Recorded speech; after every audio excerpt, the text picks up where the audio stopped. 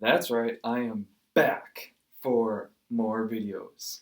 I am gotten this bored and I have a little extra time with this quarantine, so I am back to making YouTube videos. I know everyone is so excited to see my great quality content that's like top grade, low budget stuff.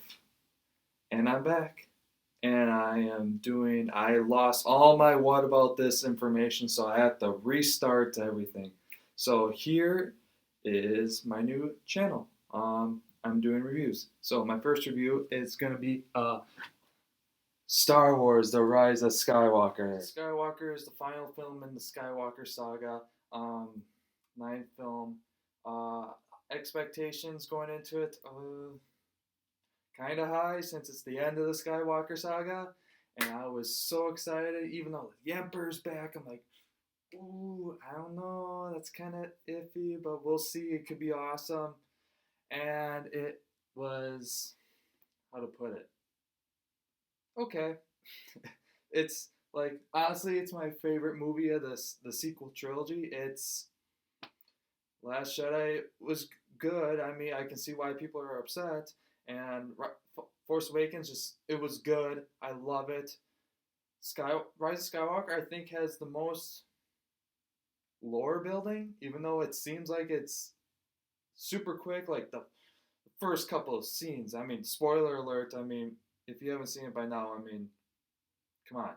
So the first like hours, zip zap zip zap with the cut like the transition slides that Star Wars does, and it's just kind of overwhelming. I'm just sitting there, I'm like, oh my god, I don't know what's going on. This is a little much, but it's just like a lot, and it gets kind of overwhelming, and it's a lot to take in.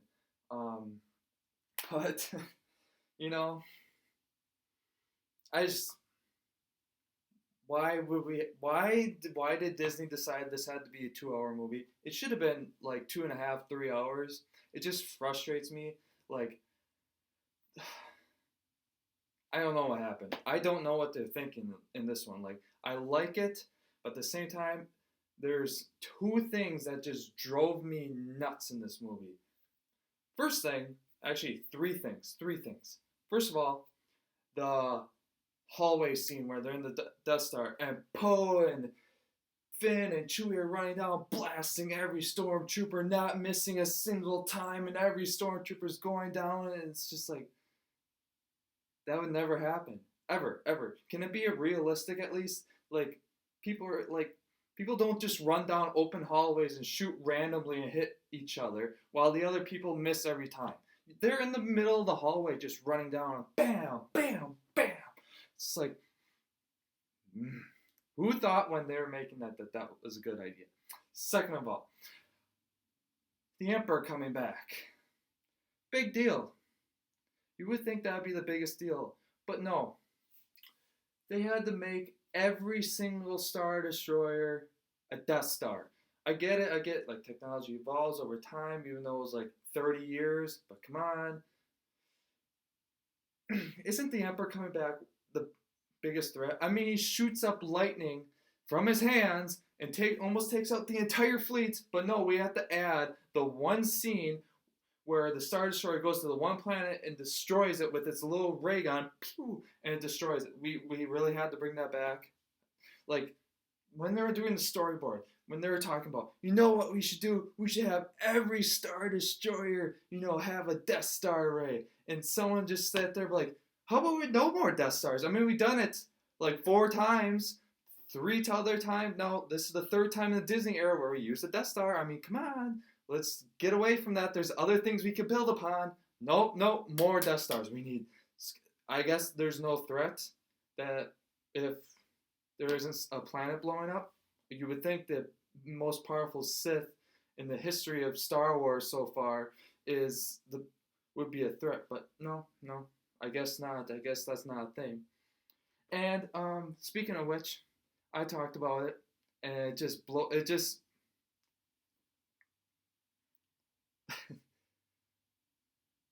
Palpatine shoots up his lightning in the air and just takes out all these ships.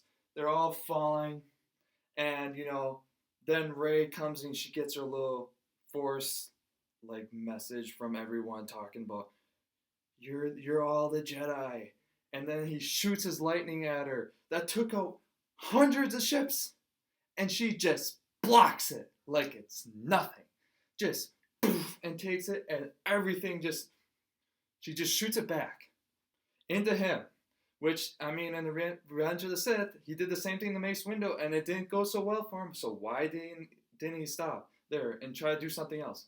But no, that didn't compute for him, I guess. And then, second of all, where was I going? Oh my god, I lost my train of thought.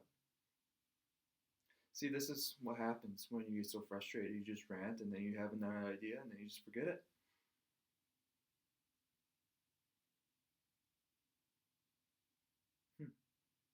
I'm definitely going to have to edit this later.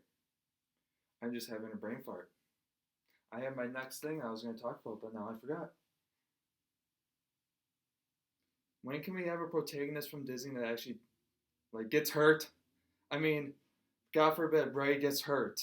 I mean, she's only fighting off. She doesn't even get a scratch. I think she got one scratch around here in the last movie. Otherwise, nothing. Nothing. She's invincible from the beginning. She kicks Kylo Ren's ass in the first one.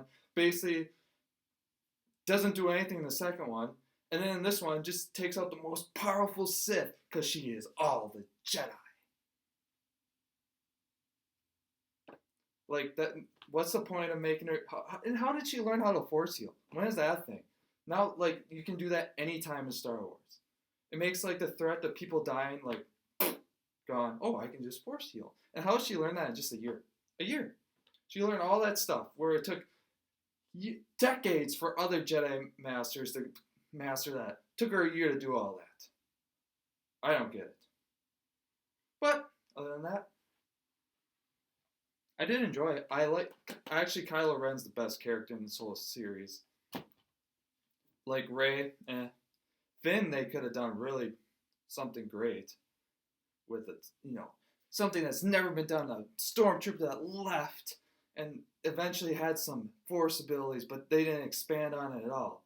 Poe, the quirky next Han Solo in the sequel trilogy. Sorry, I got an itch. And then you got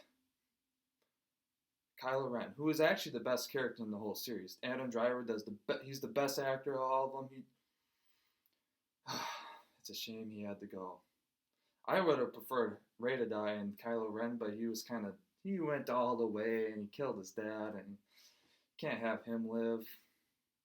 Even though I liked him a lot more, I thought his character development was way better.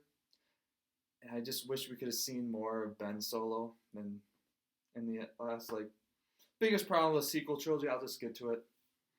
This is why you plan things out. You don't just go, oh, we just bought this for $4 billion. Let's just quick make movies just like that.